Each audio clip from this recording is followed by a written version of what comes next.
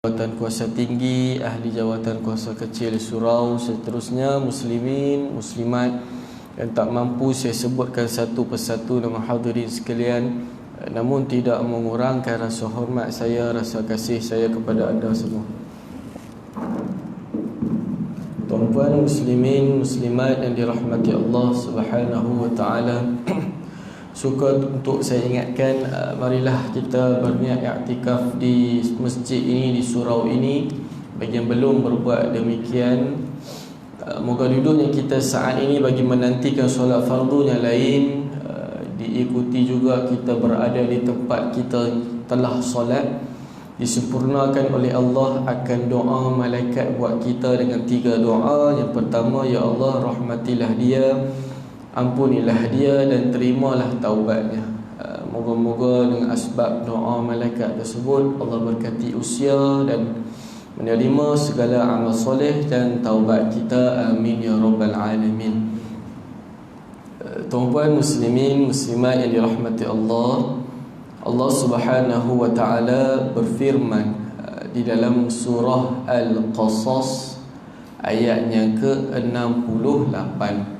أعوذ بالله من الشيطان الرجيم وربك يخلق ما يشاء ويختار ما كان لهم الخيرة سبحان الله وتعالى عما يشركون.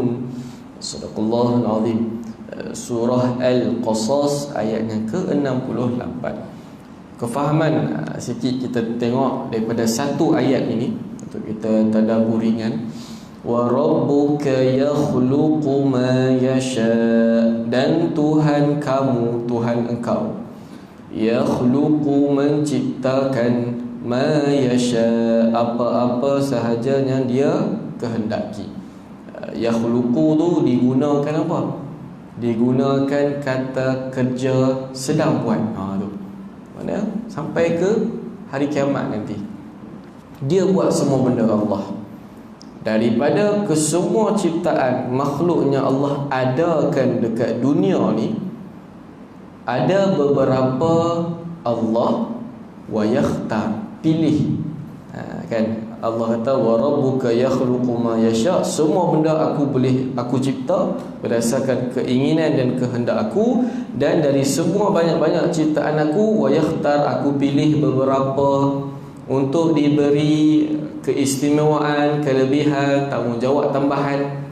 Kan maka lahumul khiyarah, bukan kita yang pilih. Kan tu makna dia, semua ciptaan Allah ni yang ada keistimewaan, ada special, Allah yang tentukan fadilat dia, kelebihan bulan ini kan, kelebihan tempat ini, orang ini, bukan kita yang pilih. Subhanahu wa ta'ala amma yusyrikun, maha suci dan tinggi Allah lah daripada segala apa yang disyirikkan. Sebab apa? Umat yang dulu dia yang memilih menjadikan pokok besar, kan, matahari untuk apa? Disembah, untuk diberi keistimewaan. Kan umat-umat dulu kan sembah api, sembah patung berhala, kan, pokok besar. Mereka yang memilih. Tapi Allah kata maka nalahumul khirah, bukan kamu yang pilih untuk letak keistimewaan satu-satu benda, bukan, aku yang bagi, aku yang meletakkan. Jadi daripada ayat ini satu ni kita boleh ambil beberapa pengajaran. Yang pertamanya, segala benda makhluk apa sahaja yang ada di muka bumi ini ciptaan Allah. Walaupun kita nampak dari mata kasar kita yang buat, tapi hakikatnya Allah yang menggerakkan, mengizinkan. Seperti Allah sebut dalam surah As-Saffat, Allah cipta kita dan perbuatan kita. Kena kan, apa yang kita nak buat, kita nak menulis tu, Allah dah buat dah, kita nak menulis baru kita menulis. Gitu.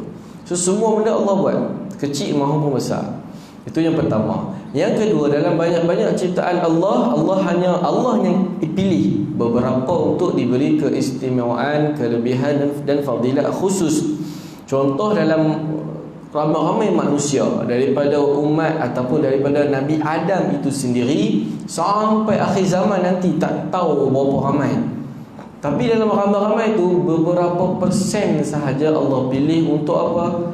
Aku jadikan dia Rasul, aku jadikan dia Nabi untuk beri keistimewaan. Contoh lain, dalam banyak-banyak tempat yang Allah cipta dekat dunia ni kan, Pulau Langkawi kan, Genting Highland, Cameron Highland, semualah bangunan-bangunan KLCC semua Allah yang menciptakan.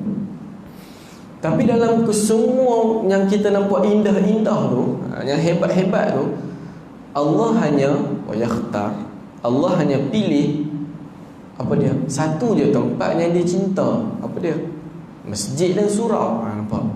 Disebabkan itu, apa-apa yang Allah pilih dikhususkan fadilat kelebihan tertentu, makna dia orang yang dapat tempat itu, bulan itu, masa itu juga pilihan Allah.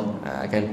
Jadi dalam banyak-banyak masjid yang Allah kata aku cinta semua masjid, walaupun masjid tu kecil, tak seindah hotel 5 bintang, tapi aku cinta masjid dan surau.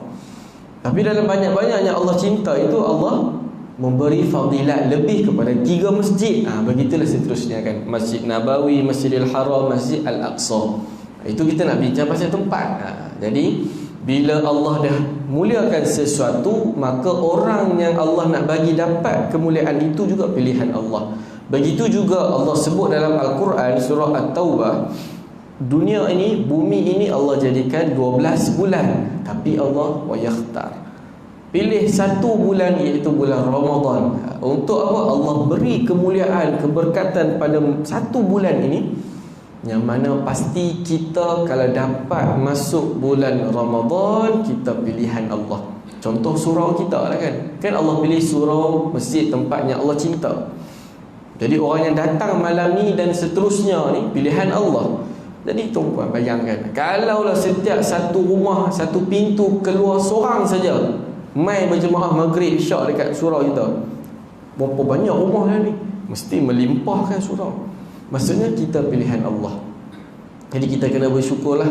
Begitu juga kita kena lebih bersyukur bila Allah rezekikan kita masuk bulan Ramadan, yang kita nak bincang sedikit sebanyak pada malam ini beberapa kelebihannya.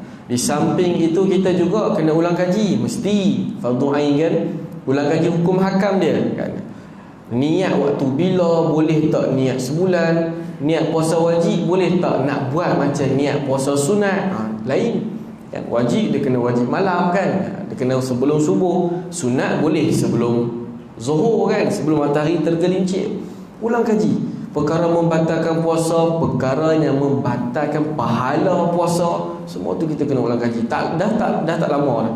Ni dah bulan Syaban, dah akhir-akhir Syaban, yang mana banyak ulama, orang-orang soleh salaf yang terdahulu menjadikan bulan Syaban ni sebagai antaranya, yang pertama tadilah mengulang kaji ilmu-ilmu kan berkaitan dengan hukum hakam puasa. Yang keduanya, mereka memperbanyakkan baca Quran lagi, bagi lancar betul-betul baca Quran, sehingga Syaban ini digelar juga sebagai bulan Al-Qurra, bulan pembaca Al-Quran.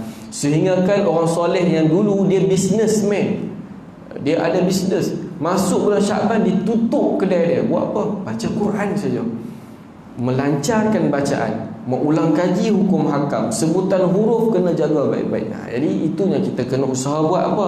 Menuntut ilmu dan mengemaskini ilmu yang ada sebelum kita memasuki bulan Ramadan yang Allah muliakan dan yang Allah berkati.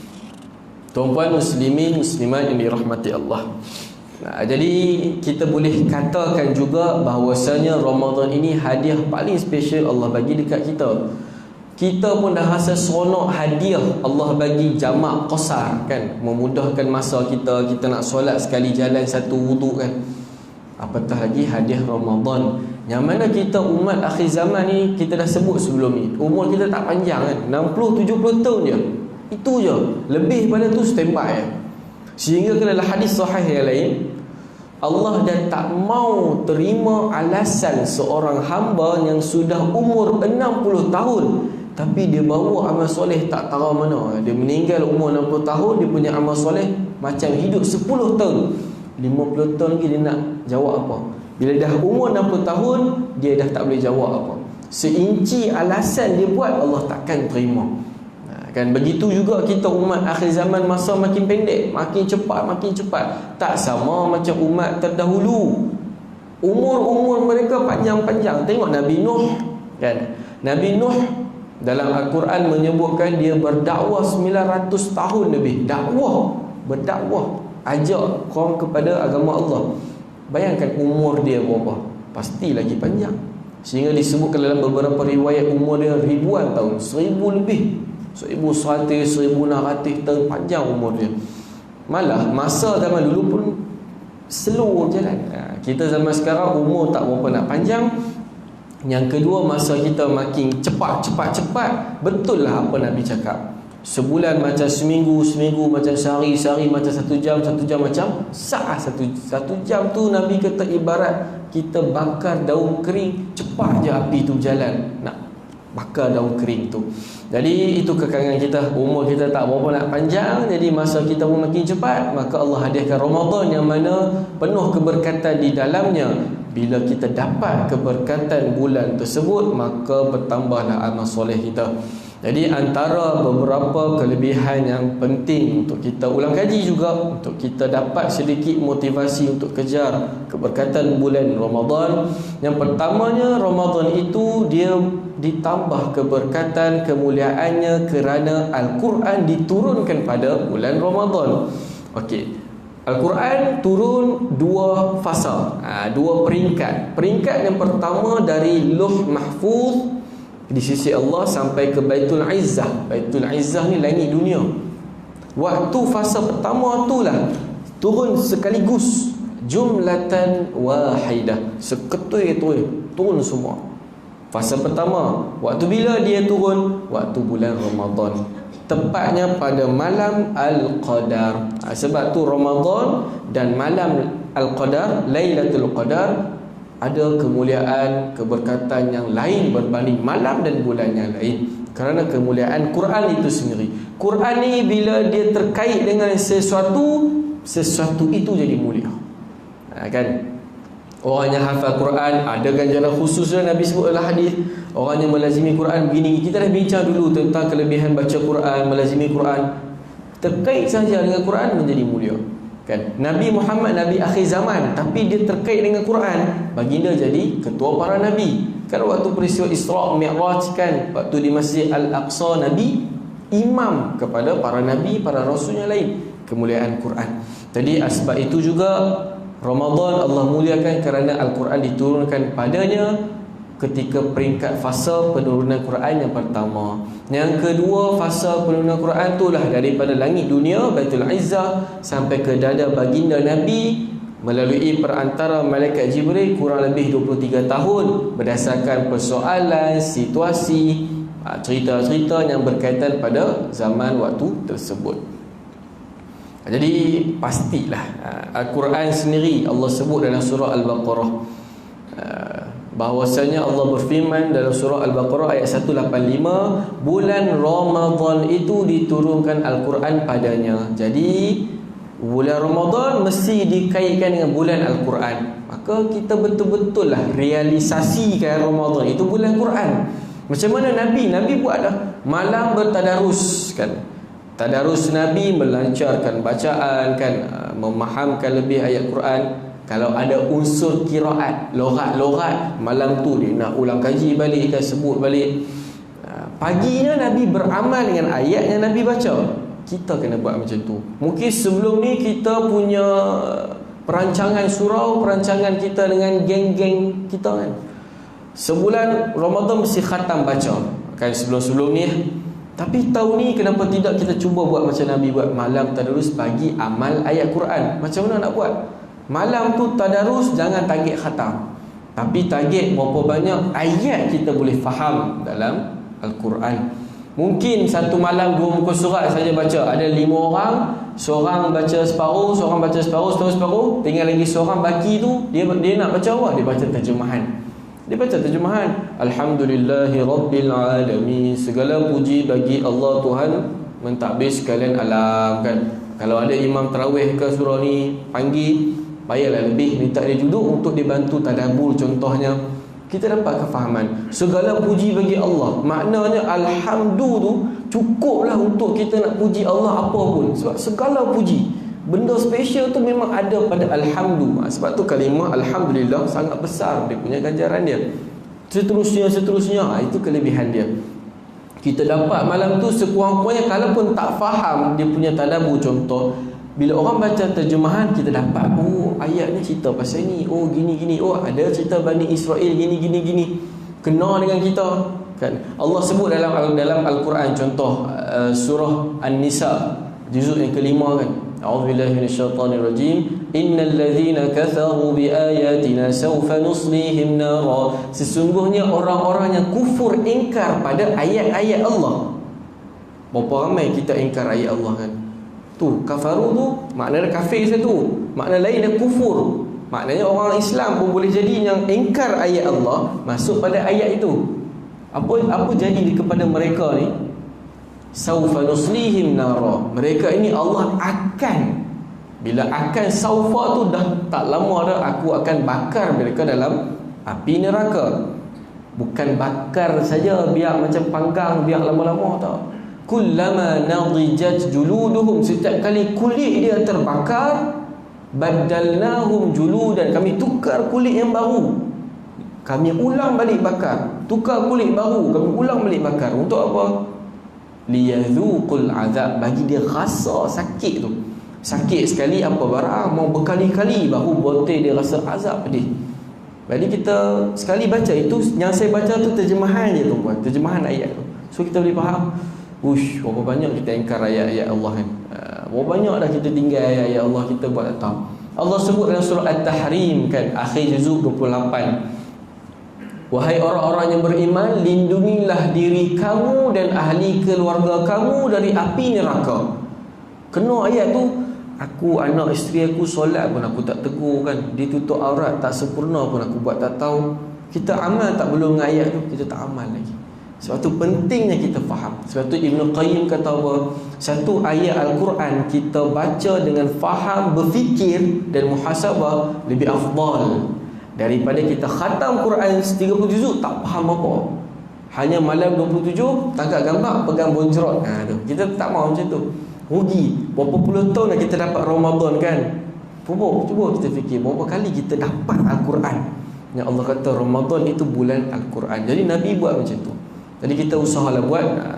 Malah pastinya bila mana kalau kita sebut berkaitan dengan Al-Quran untuk kita cantikkan dia punya keadaan dia, Allah sendiri sebut dalam Al-Quran surah Al-Baqarah ayat 121, Al-Quran ini bila kamu nak baca, baca betul-betul, haqqa tilawati, betul-betul dari sudut apa? Jaga adab dia, jaga sebutan dia, dengung panjang pendek dia, dan betul-betul bila kamu baca, kamu faham, kamu kena amal. Ini konsep kefahaman yang mana kita kena terap pada diri kita bagi menghidupkan Al-Quran. Itu yang pertama. Kelebihan Ramadan kerana adanya Al-Quran, kerana juga pada bulan itu manusia betul-betul pulun dengan Quran.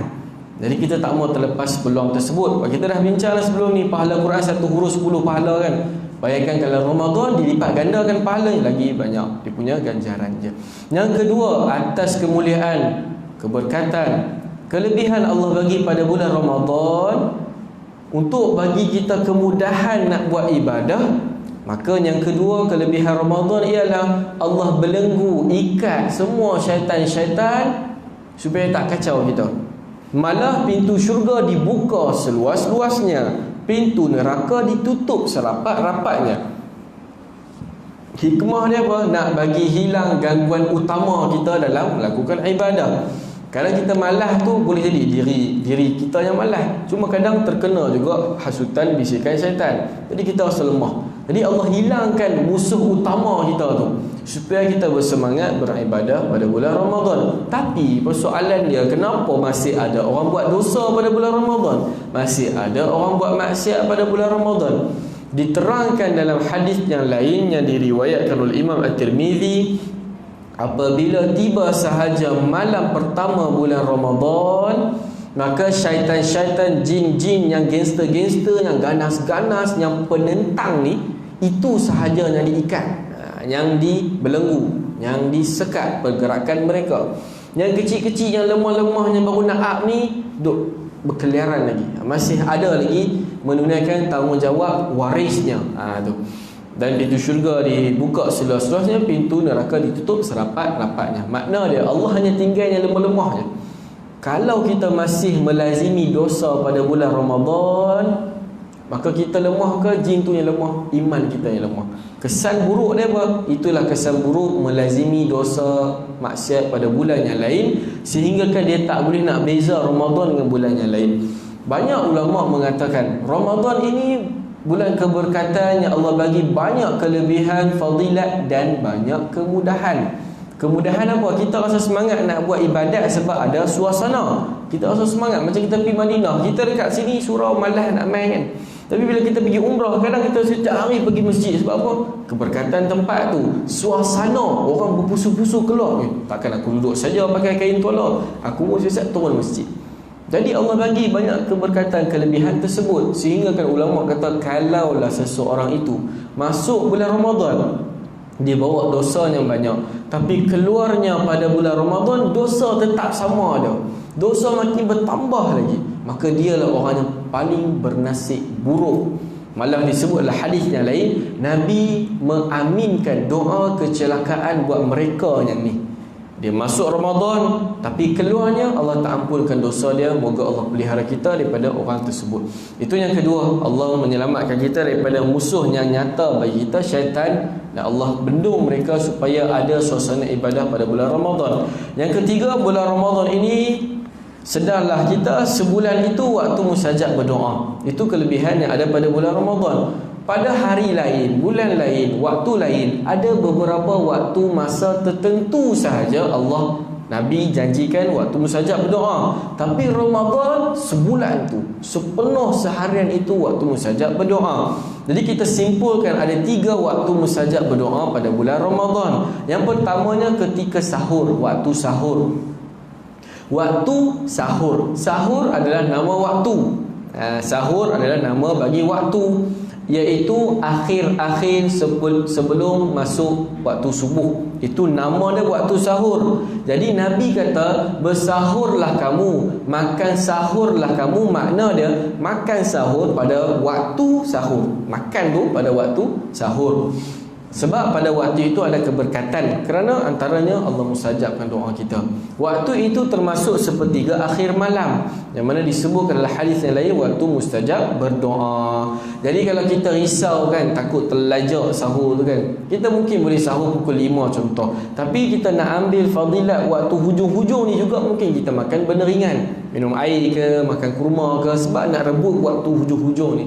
Malah satu amalan yang dituntut oleh Allah, oleh Nabi sendiri, yang mana kita kena buat ketika waktu sahur, apa dia?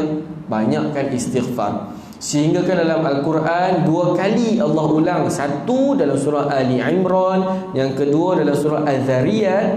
Allah mengasingkan satu golongan manusia yang selalu istighfar pada waktu sahur. Maknanya mereka ini golongan yang paling mulia yang Allah letakkan bersama orang soleh. Jadi ibadah yang kita kena buat pada waktu sahur ialah beristighfar. Jadi kalau kita nak buat adab qiyamul lail, solat tahajud ke, tasbih ke, apa-apa, biar selesai semuanya. Penting 10 minit sebelum nak habis, nak masuk subuh tu, stop semua tu. Baca Quran stop, solat stop, witir pun dah bagi settle. Banyakkan istighfar sampai azan subuh, kerana itulah waktu terbaik untuk beristighfar pada Allah. Waktu yang kedua ialah, yang mustajab ketika bulan Ramadan ialah ketika mana kita sedang berpuasa. Makna dia waktu kita sahur tu dah waktu mustajab berdoa. Masuk sahaja azan subuh, kita dah mula kena puasa. Maka 12 jam lebih itu waktu kita ini Allah janji bagi apa dekat kita? Kamu orang yang mustajab berdoa. Jadi rugi lah seharian kita tidur kan, cakap benda tak baik kan, hina orang, fitnah orang. Padahal mulut kita kalau kita berdoa, Allah janji mustajab, tapi kita tak guna, tak manfaatkan dengan baik. Cubalah bagi jadi juga satu waktu pun untuk kita berdoa. 12 jam tu lama. bagilah sikit waktu untuk kita berdoa, moga Allah perkenankan hajat kita. Banyak kita nak kepada Allah, tapi kita kadang terlupa nak minta pada dia. Dan waktu yang ketiga ialah waktu ketika nak berbuka puasa. Itu waktu mustajab berdoa. Mungkin surau ni ada buat iftar nanti kan, majlis berbuka puasa. Mungkin Bilal boleh remind lah kepada jemaah 10 minit sebelum nak azan tu, tuan-puan boleh berhenti sembang kan, banyakkan istighfar, banyakkan berdoa. Sekarang ini kita menghampiri waktu mustajab berdoa, kita ingatkan mereka. Kadang mereka sembang ni kan, duk sembang sambil duk kayuh ni, kadang lupa. Jadi kita Bilal, kita imam, kita ingatkan supaya semua kita tak terlepas fadilat doa mustajab pada bulan Ramadan. Yang keseterusnya, Ramadan itu menjadi mulia kerana apa? Adanya Lailatul Qadar. Sebulan Ramadan itu dah berkat. Setiap masa, saat yang berlalu pada bulan Ramadan, bila buat amal soleh, ada berkat. Tapi Allah tambah lebih pada malam Al-Qadar, Lailatul Qadar, yang Allah kata dalam surah Ad-Dukhan, malam penuh berkat. Pada malam itu malaikat turun berbundung-bundung, ramai-ramai turun dekat langit dunia. Bukan buat ramai kan, dia orang turun membawa rahmat, keampunan, doa kebaikan kepada orang yang menghidupkan malam Al-Qadar. Sehingga Allah sebut dalam Al-Quran, surah yang kita hafal, dah famous surah tu, Al-Qadar, menceritakan tentang malam itu lebih mulia, lebih afdal, khairun, lebih baik daripada 1000 bulan. 80 tahun lebih dia punya kiraan dia.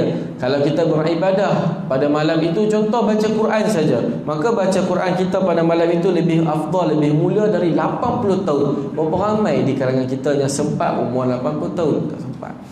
Jadi Al-Qadar, Lailatul Qadar, malam yang Allah muliakan, pastinya dapat dia pun Allah yang muliakan, Allah pilih.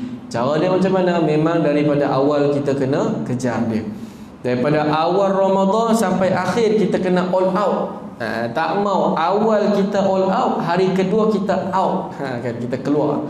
Hari malam pertama dia yang paling kuat menyahut selawat, hari kedua senyap. Tak mau macam tu, takkan dapat Al-Qadar. Sebab ulama Nabi sendiri, Allah sendiri sebut banyak dalam wahyu-wahyu bahawasanya Al-Qadar itu Allah muliakan. Jadi orang yang dapat juga orang yang Allah muliakan. Yang keseterusnya, amalan khusus yang hanya ada pada bulan Ramadan, menunjukkan keistimewaannya. Apa dia? Solat sunat tarawih. Sehingga disebutkan dalam hadis, sesiapa yang mendirikan solat sunat tarawih dengan penuh pengharapan, mengharapkan redha dan ikhlas kerana Allah, maka diampunkan dosa-dosa dia yang terdahulu. Disebutkan dalam hadis yang lain, sesiapa yang menunaikan solat sunat tarawih bersama imam daripada rakaat pertama sampai 23, ataupun masjid tu buat 8 sampai 11, maka ditulis baginya pahala berqiyamul seperti sepanjang malam. Itu yang kita kena terlepas pandang. Saya witir dekat rumah ustaz, malas nak ikut imam, tak dapat fadilat ni. Siapa yang bersama imam rakaat pertama tarawih sampai habis 23 ataupun 11, maka dia Nabi janjikan mendapat pahala qiyamul lail sepanjang malam. Kita luang masa 1 jam je. Kalau kita rasa penat malam ni kan, carilah masjid surah yang buat 8 kan.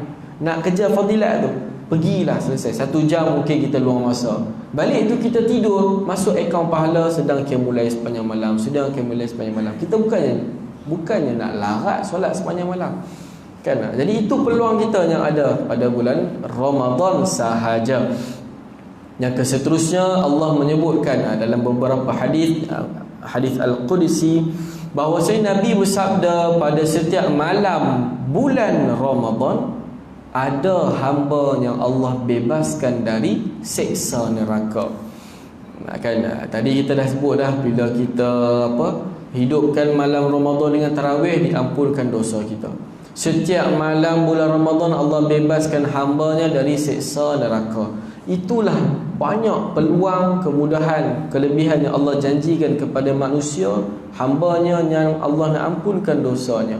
Tapi macam tadi kita cakap, rugilah kalau dia masuk, dosa dia tak diampun, sangat rugi. Sebab banyak sungguh amalan yang boleh Allah ampunkan dosa dia. Contoh yang lainnya ialah ibadah berpuasa itu sendiri. Allah sebut dalam Al-Quran kan, kita biasa dengan ayat ni, Allah wajibkan kita berpuasa seperti umat yang terdahulu berpuasa. Tapi apa beza kita dan umat yang terdahulu puasa dan macam mana? Bezanya kita Allah wajib pada bulan Ramadan yang Allah muliakan. Ibadah puasa itu sendiri dah mulia. Ganjaran pahalanya surprise Allah bagi dekat mahsyar. Tak ada siapa tahu. Kita tak tahu, Nabi tak tahu. Malah keistimewaan pahala puasa ini juga tak boleh siapa-siapa ambil. Waktu kita hisab, kita dah sebut sudah sebelum ni, waktu kita di hadapan Allah, orang nak claim pahala, kita buat zalim dekat orang dekat dunia, tak sempat minta maaf, maka dekat mahsyar dia akan cari kita, dia akan ambil pahala kita. Pahala kita habis, kita kena ambil dosa dia. Tapi pahala puasa Allah tak bagi siapa-siapa ambil. Bila satu ketika kalau kita dah muflis, pahala tak ada, dosa bertimbun sebab ambil dosa orang, maka barulah Allah keluarkan pahala berpuasa sebagai pahala surprise buat kita. Tapi kita tak mau kejutan yang Allah bagi tu, kejutan yang menyakitkan. Pahala puasa tak ada apa. Kita nak kejutan yang mengembirakan. Dia pahala puasa tu sangat istimewa. Sebab apa? Ayat tentang puasa Allah kaitkan dengan takwa. Sebab ibadah puasa salah satu ibadah yang paling sempurna, nak latih diri bertakwa pada Allah. Takwa makna dia apa? Takut pada Allah. Takut bukan hanya dekat surau, depan ustaz aja dia buat lagak takut pada Allah. Tidak, seorang-seorang pun dia kena takut pada Allah. Tapi orang yang berpuasa ada tak sifat takut pada Allah? Dia boleh je nak buka PTS, makan minum waktu siang, tak ada siapa dekat rumah. Tapi kenapa dia tak berbuka? Kenapa dia sabar? Kenapa dia tak mau buat maksiat pada bulan tu? Sebab dia ada sikit Allah bagi unsur takwa. Itu kelebihan puasa. Banyak lagi kelebihan pahala puasa. Pasti bila puasa dimasukkan pada bulan Ramadan, bertambah-tambahlah kemuliaan, kelebihannya yang tidak ada pada bulan-bulan yang lain. Malah dijanjikan dalam hadis Nabi, siapa yang berpuasa di siang harinya kerana Allah dan mengharapkan redha dengan dan ganjaran daripada Allah, diampunkan dosa dia yang terdahulu. Makna dia apa tuan-puan? Sebulan Ramadan itu penuh dengan Allah memberi janji, aku akan ampunkan dosa hamba-Ku. Siang ke malam ke aku bersedia ampunkan dosa dia. Mungkin nanti kita akan dengar ustaz-ustaz lain akan menyebutkan hadis tentang Ramadan terbahagi pada 3 kan. 10 awal rahmat, 10 yang kedua maghfirah, 10 yang ketiga itqu minan nar, bebas daripada seksa neraka. Tapi kita dah sebut dah tadi, makna dia apa? Sebulan Ramadan itu memang ada rahmat. Bukan hanya 10 awal, bukan hanya 10 kedua yang maghfirah, tak. Sebulan penuh keampunan. Sebulan setiap malam, tadi kita dah baca hadis, Allah bebaskan hamba-Nya dari seksa neraka. Sebab tu kita dah baca doa apa malam tarawih? Wa na'udzu bika min sakhatika wan nar. Aku mohon perlindungan daripada Engkau ya Allah daripada seksa pedih azab api neraka. Kita harap kita termasuk orang yang Allah bebaskan daripada seksa neraka. Boleh jadi orang ni 11 bulan buat maksiat je, tapi bila dia masuk Ramadan, dia jaga ibadat dia dengan baik kerana Allah, boleh jadi dia insan yang Allah bebaskan daripada azab neraka. Kita bagi laluan azan sekejap. Kita nak ambil fadilah azan. Kita akan sambung sikit lagi penutup sebuah hadis untuk muhasabah kita.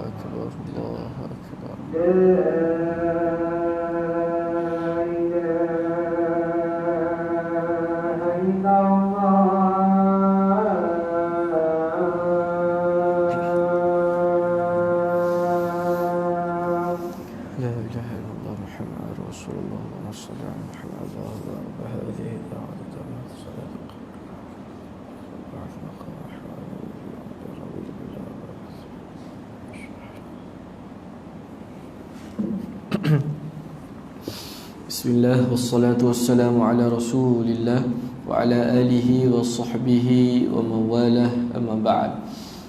Di sebuah hadis yang diriwayatkan oleh Jabir bin Abdullah, ketika mana melihat baginda Nabi sallallahu alaihi wasallam menaiki mimbar. Ketika baginda menaiki satu anak tangga, lalu para sahabat mendengar baginda menyebut amin. Naik anak tangga yang kedua, baginda pun menyebut amin. Manakala naik anak tangga yang ketiga, baginda menyebut amin. Maka para sahabat bertanya, "Ya Rasulullah, kami mendengar engkau menyebut amin, amin, amin. Kau aminkan doa siapa?" Maka baginda menjawab, "Ketika aku menaiki anak tangga yang pertama, Jibril datang kepadaku dan berkata, celaka sungguh, rugi sungguh seorang manusia yang bertemu dengan Ramadan tapi keluar daripada Ramadan tanpa diampuni dosanya." Memang bernasib buruk lah orangnya macam tu. Kemudahan, kelapangan, Allah janji banyak fadilat, tapi kita tak dapat, memang kita tak kenal budi ya.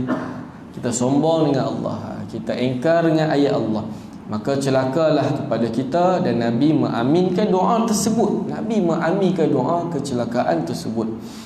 Ketika mana anak tangganya kedua, maka Jibril berkata, celakalah manusia yang ibu bapanya masih hidup, atau salah seorang daripada mereka masih hidup, tetapi hal itu tidak memasukkannya ke dalam syurga. Salah satu jalan ataupun cara kita nak meraih syurga Allah ialah berbakti dengan mak ayah ataupun salah seorang daripada mereka. Nabi kata rugi ya, celaka dia, rugi. Dia ada sumber ataupun aset yang boleh membawa dia ke syurga, tapi dia tak manfaatkan dengan baik, dia sangat rugi. Dan yang ketiga, Nabi mengaminkan doa Jibril. yang mana beliau mengatakan apabila manusia mendengar nama engkau disebut lalu dia tidak berselawat kepada engkau, maka celakalah dia. Nabi mengucapkan amin. Jadi kita tuan-puan jangan tunggu ustaz tu contohnya nak sebut sallallahu alaihi wasallam baru kita sebut, tak. Dalam hadis ni disebut nama engkau yang sallallahu tu selawat, malah guna kata ganti nama dia pula tu, bukan nama Nabi. Tapi Jibril kata bila disebut nama engkau, contoh Rasulullah atau Nabi Muhammad, tapi dia tak berselawat sendiri-sendiri kepada Nabi, maka dia orangnya Nabi mendoakan kecelakaan padanya. Jadi moga Allah beri taufik atau kekuatan untuk kita amal dan sampaikan. Kita harap, kita berdoa pada Allah, moga Allah panjangkan umur kita agar sampai ke bulan Ramadan dalam keadaan sihat dan bersemangat melakukan amal soleh, dan moga Allah pelihara diri kita daripada malas dan meninggalkan fadilat Ramadan. Amin ya rabbal alamin. Saya mohon maaf terlanjur terlebih bicara. Terima kasih atas perhatian. Kita tutup majlis ilmu kita dengan tasbih kafarah. Subhanakallahumma wa bihamdik, asyhadu an la ilaha illa ant, astaghfiruka wa atubu ilaik. Terima kasih. Assalamualaikum warahmatullahi wabarakatuh.